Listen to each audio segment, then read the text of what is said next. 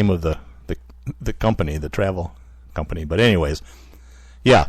So I imagine that mostly it's Chinese people that go to North Korea tour, and Canadians. And so are you telling me that the Chinese that go to North Korea for the tour are really interested in the rice planting? I think so. Like, I wonder how they do it over there. Not very well. Can't get enough of this rice planting. I got some rice waiting for me at home. Janet cooked up some rice for me. That's nice. Maybe if North Korea would stop imprisoning Killing their tourists yeah. and sentencing them to like years of hard labor and then putting them in comas and they die, maybe people would be more willing to visit there. Why are our tourism dropping off? I don't know. This is a mystery to me. All right, let's move on because that's good news. It's inappropriate. No, it's not. Good news. Washington, D.C., their equivalent of a Supreme Court, I think. They're not a state, so their high court said that requiring a good reason for a concealed carry permit in D.C. is unconstitutional, and you shall now issue. That's excellent. So Washington, D.C. had an application. They had a license to carry, but you had to give a good reason, and the board or whoever had to agree that it was a good reason. Well, that's the way Michigan was for decades. Yep. So it wasn't shall issue, essentially, but yeah, it is good. Now it is until they appeal. So, and you don't have to be a resident to get a permit. Yeah, there's no law that says you $75 fee, and you have to have some training by a like D.C. police certified trainer on 16 DC hours. laws and gun range time with that. And I don't know how you would get that without being in DC. Right. Or a neighboring state. You could probably travel. You can exempt yourself.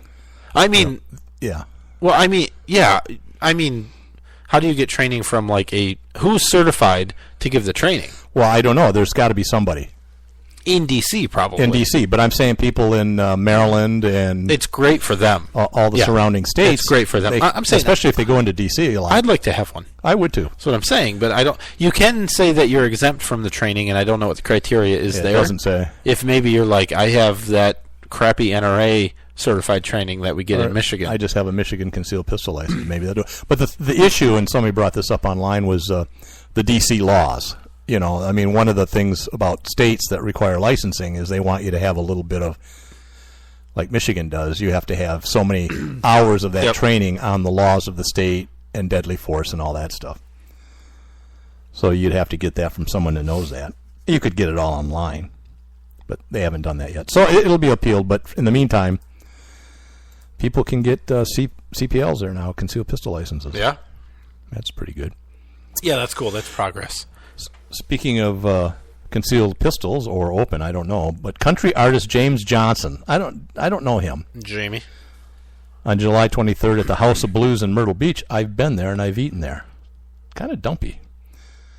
House of Blues in Myrtle Beach, he canceled because they wouldn't allow him to come in while armed. And I guess they had a metal detector out there and all that stuff, and I haven't heard a lot about it except some kind of text from one of his roadies that sort of described the situation or what happened. But they said, all right, screw it. You're not going to let us in with guns. If you don't trust us, then we're not playing. And they offered to refund everybody their ticket. It's mixed feelings. Yeah. Their rules, right? I mean, private property, their rules. Yep. If they don't want to have. Good for him for standing up for what he believes in, but is that good for your career? Maybe not.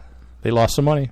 Here's the thing. I bet if he asks, there are way more venues that will tell him no, he cannot carry than there are that allow it. There's probably almost zero that would allow it. Yeah.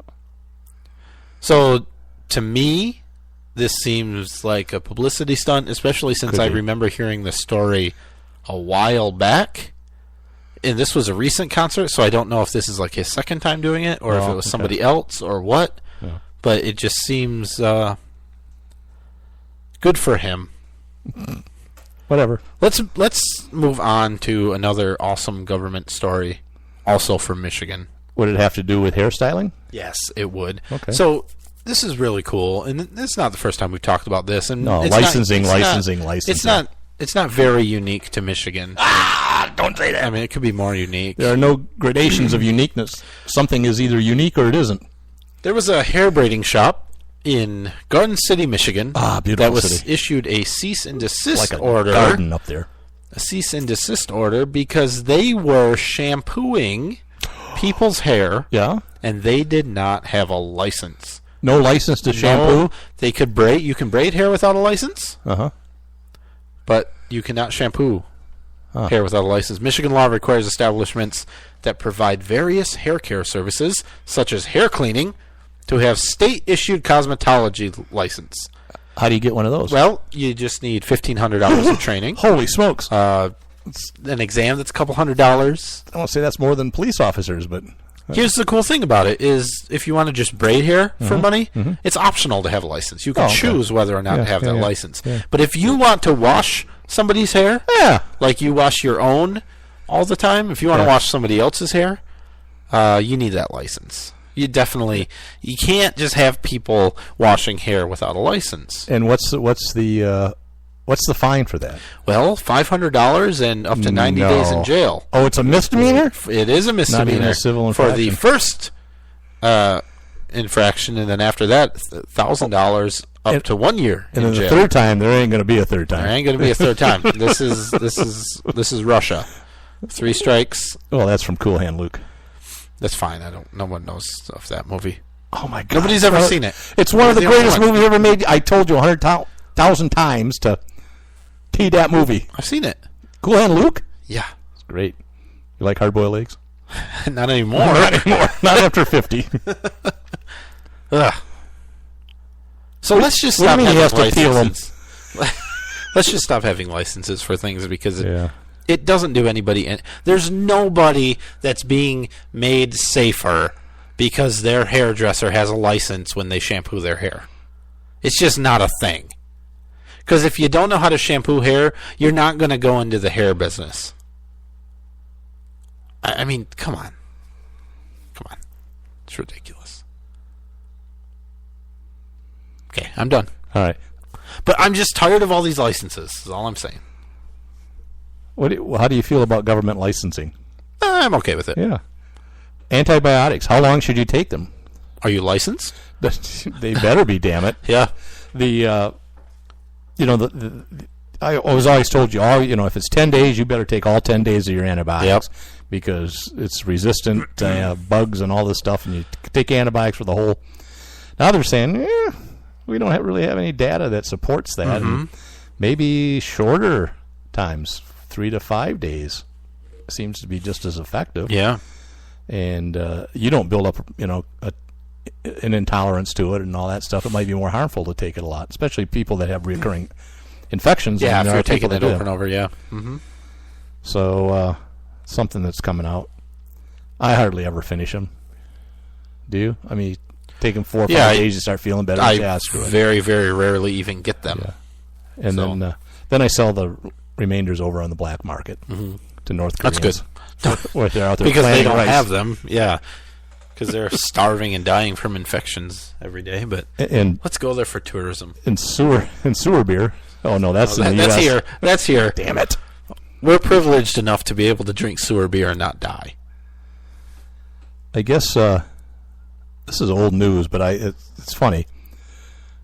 We've got a minute. There's no translators in baseball, right?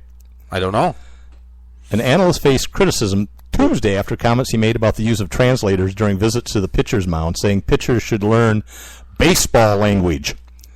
Made the comment when the Yankees pitching coach, along with a translator, visited New York Yankees ace Masahiro Tanaka. Okay. Can't imagine why he wouldn't be able to speak English. Major League Baseball in 2013 adopted a rule that permitted interpreters to join mound conferences. Having a personal translator is part of Tanaka's 7-year, $155 million contract. Huh. That's all right. A lot of Spanish players have them, too. There's no translators in baseball. You learn baseball language. Yeah. Like strike. Ball. That's about it. Home run. No, okay. First, second, third. Bat. Mound. Home plate. Catcher. Pitcher.